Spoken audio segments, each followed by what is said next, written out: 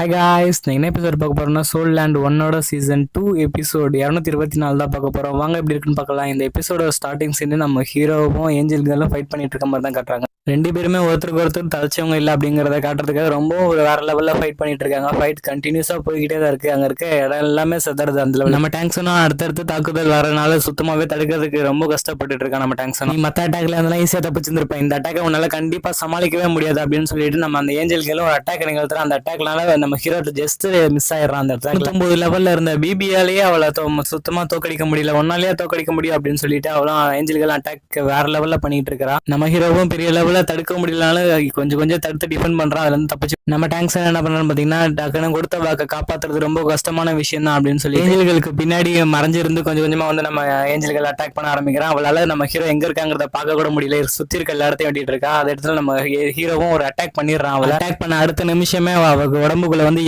Demonic powers எல்லாமே வெளியில வர ஆரம்பிக்குது. அவளும் தன்னோட ஜீவல் இந்த போட்டியில ஜெயிக்கணும்னா கண்டிப்பா அதுக்கு உனக்கு ஹெல்ப் வேணும், அது நீ இருந்தா மட்டும்தான் கண்டிப்பா இந்த போட்டியில உன்னால ஜெயிக்க முடியும் அப்படின்னு சொல்லிட்டு அவளும் சொல்லிட்டு இருக்கா. அதுக்கு நம்ம ஏஞ்சல்களும் எனக்கு இவ்வளவு பவர்ஃபுல்லான ஒரு ஜுவாட் இருக்கு, அந்த ஜுவாடு இருக்கும்போது எனக்கு என்ன கவலைன்னு சொல்லி இருக்கும்போது அப்பதான் ஒரு பிளாஷ்பேக் சொல்லுங்க, ஜுவாடு உனக்கு ஃபர்ஸ்ட் எப்படி கிடைச்சதுங்கிறதாவது தெரியுமா அப்படின்னு சொல்லிட்டு அந்த டீமன் தான் சொல்ல ஆரம்பிக்குது. அந்த பிளாஷ்பேக் என்னன்னு பாத்தீங்கன்னா நம்ம சி கார்டும் அந்த ஏஞ்சல் ஜுவாட கண்டிப்பா எடுத்தே அப்படின்னு சொல்லிட்டு அந்த பிபிகளும் எடுக்கிறதுக்கு ட்ரை பண்ணிட்டு இருக்கா. நம்ம சி கார்டும் அதை எடுக்கக்கூடாதுன்னு சொல்லி ரொம்பவும் தடுத்துட்டு இருக்காரு. இதை எடுத்தா உலகமே அழிகிற லெவலுக்கு பாதிப்பு வரும் அப்படின்னு சொல்லி நம்ம சீகார்டை எடுத்து சொல்லி இருக்கு. பிபிகளும் ரொம்பவும் நம்ப மாட்டேங்கிறாங்க. இதனால எந்த ஒரு இதுவுமே கிடையாது, நம்ம இதை எடுத்துக்கிட்டா ரொம்பவும் பவர்ஃபுல்லா தான் மாறலாம், அது மட்டும் இல்லாம இந்த உலகத்தையும் நம்ம காப்பாற்ற முடியும் அப்படின்னு சொல்லி சீகார்டையே சமாதானப்படுத்துறாங்க. அப்படின்னா நீ என்ன தோக்கடிச்சிட்டு இது பண்ணுன்னு சொல்லி நம்ம சீகார்டும் தன்னை கையை எல்லாத்தையும் கட்டி போடுறாரு. அவங்கள அது எல்லாத்தையுமே உடச்சிட்டு அந்த ஸ்வாடை போய் எடுத்துடுறாங்க. எடுத்ததுமே அவங்கள சுத்தி சரியான டீமானிக் பீஸ்டோட பவர்ஸ் எல்லாமே அவங்களுக்குள்ள போக ஆரம்பிக்குது. அது எல்லாத்தையும் இது பண்ணிட்டு அவங்க அந்த ஸ்வாடை வெளியில எடுக்க ட்ரை பண்றாங்க.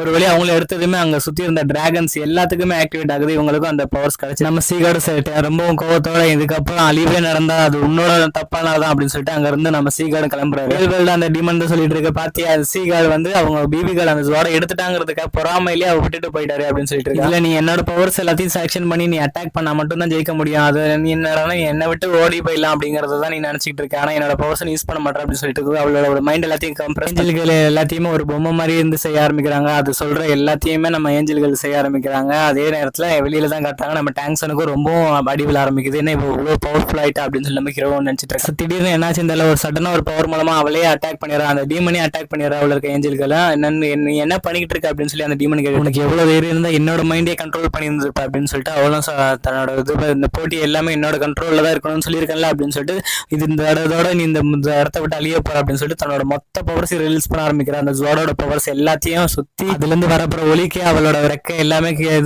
எரிய ஆரம்பிக்குது. அவ்வளவு கத்த ஆரம்பிக்கிறா. என்ன ஒரு நிமிஷம் கேளுடா ப்ளீஸ், என்ன ஒரு தடவை மன்னிச்சிருன்னு சொல்லி கெஞ்சிட்டு இருக்கா.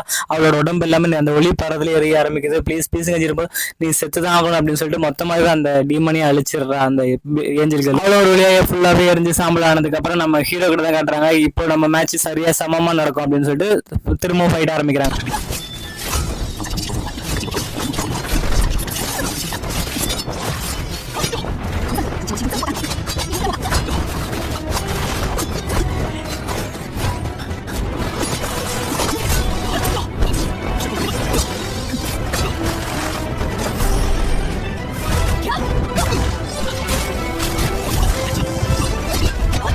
நம்ம டேங்க்ஸனா முடியாதனால அவனும் தோத்துட்டான். அந்த போட்டியில இருந்து நம்ம டேங்க்ஸாலையும் பெரிய லெவலில் இது பண்ணி ஜெயிக்க முடியல, அவளும் ஜெயிச்சுட்டா.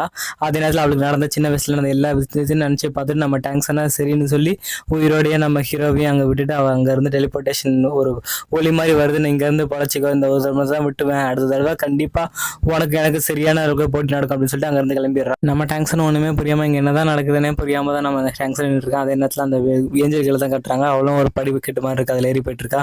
நீங்கள் என்ன நினச்சிக்கிட்டு இருக்கீங்க, என்ன இதுக்கப்புறமும் பயமுறுத்த முடியும்னு நீங்கள் நினச்சிக்கிட்டு இருக்கீங்களா அப்படின்னு சொல்லி நினச்சிக்கிட்டே தான் அவளும் அந்த கார்டுக்கான பயணத்தில் இது கிராஸ் ஆகி போயிட்டு இருக்கா. அவளும் அந்த 1 by 1 ஸ்டெப்பாக நடந்து போயிட்டு இருக்கா. அது எல்லாமே அவளுக்கு நடக்கிற அந்த கார்டுக்கான நடக்கிற டெஸ்ட் தான். அதில் ஒன்று அவள் முடிக்க அது இருக்க அந்த ஈவில் எல்லாம் மறைஞ்சிக்கிட்டே தான் இருக்குது. அதே நேரத்தில் அவளும் டாப்புக்கு வந்துடுற மேலே ஏறி அங்கே அந்த பிபி நின்றுட்டு இருக்கா. அவளும் சொல்லிட்டு இருக்கான்னு பார்த்தீங்கன்னா நீ காட் ஆகிறதுக்கான எல்லா தகுதியும் நீ அடைஞ்சிட்ட, சரி இதுக்கப்புறமும் நீ உன்னோட இலக்கா வச்சுக்க போற அப்படின்னு சொல்லிட்டு அவங்களும் எல்லா விதமாக 2 பேரும் பேசிக்கிட்டு இருக்காங்க.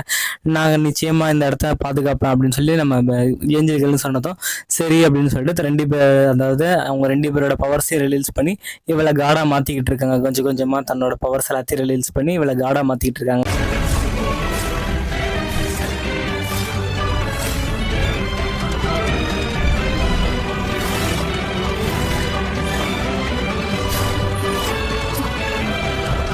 அவ்வளோதான், இவ்வளோ ஒரு ஏஞ்சல் காடாகவே மாறிட்டா. இவளுக்கு காட் லெவலில் எல்லா பவர்ஸுமே இவளுக்கும் கிடைக்க ஆரம்பிச்சிருச்சு. அதே நேரத்தில் நம்ம ஹீரோ டேங்க்ஸனை தான் காட்ட ஆரம்பிக்கிறாங்க. அங்கே என்னன்னு பார்த்தீங்கன்னா ஒரு காட்டுக்குள்ளே தான் நம்ம டேங்க்ஸனை உட்காந்துருக்கான்.